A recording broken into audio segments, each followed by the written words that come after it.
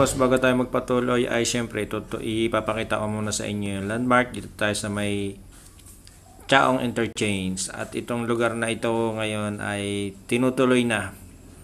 Kaya naman ko kayo in-update gawa ng ito ay inuumpisa na. Ang diretsyon nito ay dito sa may Anastasia.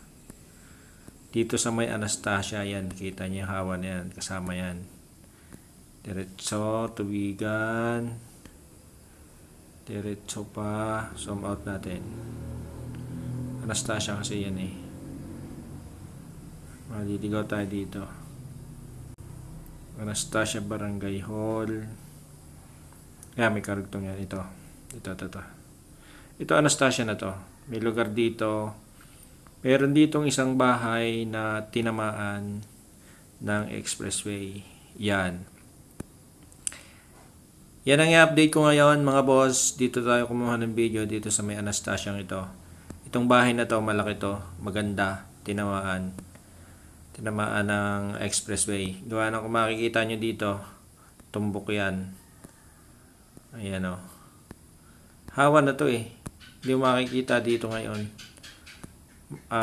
Yung dating picture pa yan. Wala pa yung ngayon. Pero ngayon, meron na yan. Okay, pasadahan muna natin itong papunta ng Chaong Interchange. Yan pa lamang ang nagagawa dito sa may Barangay Anastasia, Chaong, Quezon. Ang direksyon natin ngayon ay papunta ng Chaong Interchange pero hindi natin maaabot yon gawa ng masyadong malayo. Tingnan lang natin kung anong itsura na ng ating madadaanan. Our hearts beat to the city streets. We began to feel the fire. We rise like tall buildings as the chemicals they take us higher. The night's young and it's just begun as she puts her hand in mine. We wanna chase the night, wanna dance to the light, pull the stars from the sky, just two hearts running wild. Never sleep, never stop, as we shout from the top. We're gonna be two hearts running wild.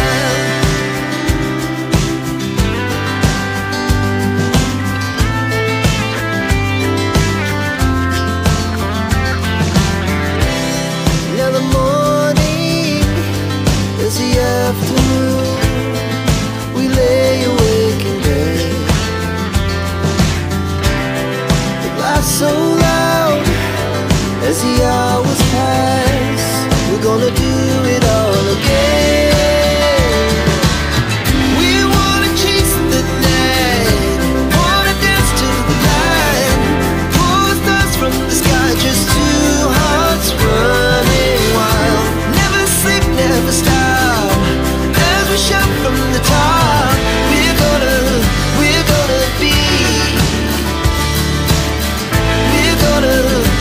gonna be two hearts running wild.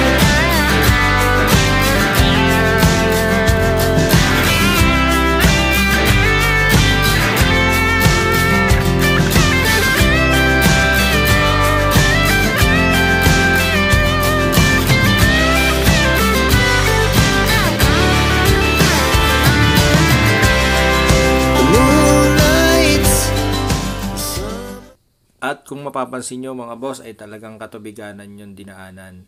Marami ng palayan ang nadaanan yung TR4 Expressway na yan. At yun nga mga boss, tulad ng ginagawa ko, pagka ako ay nakarating sa dulo, hindi ako nagkakat para makita nyo na tayo ay pabalik na. Maraming lupa ang kailangan ditong itambak sa tubigan na to. Gawa na syempre alam naman natin na ang tubigan o ang taniman ng palay ay patag yan.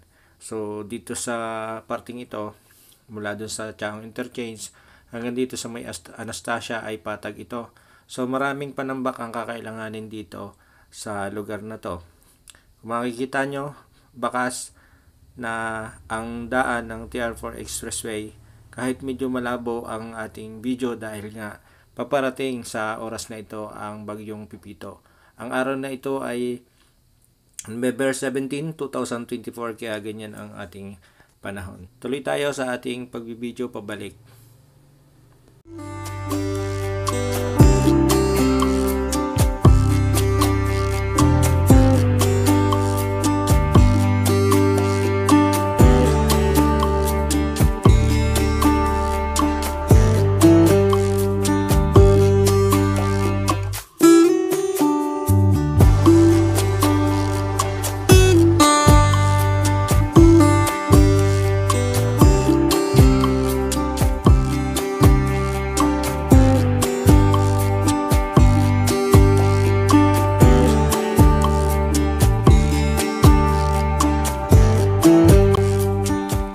Yung madadaanan natin yan sa baba, yan nakikita nyo ang pulang bahay. Yan yung sinasabi ko sa inyo dito sa may barangay Anastasia, na malaking bahay na maganda na nadaanan ng expressway.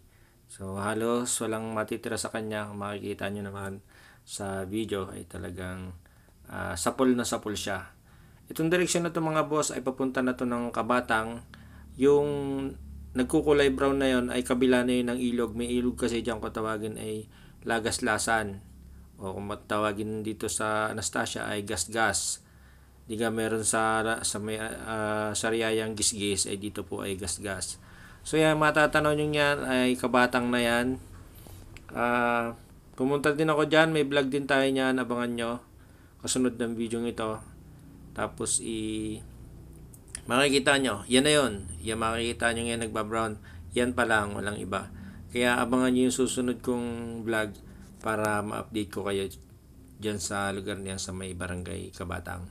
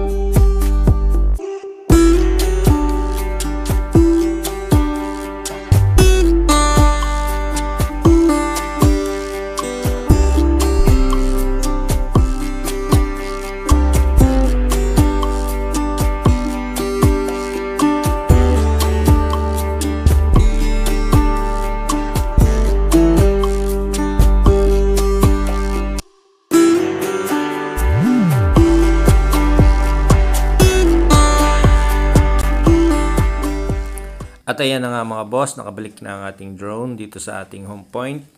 At maraming salamat sa panonood ng video ito. Kung nagustuhan nyo, huwag nyo kalimutan mag-subscribe at pindutin ang bell button dyan sa baba para ma-notify kayo pagka tayo ay merong bagong video.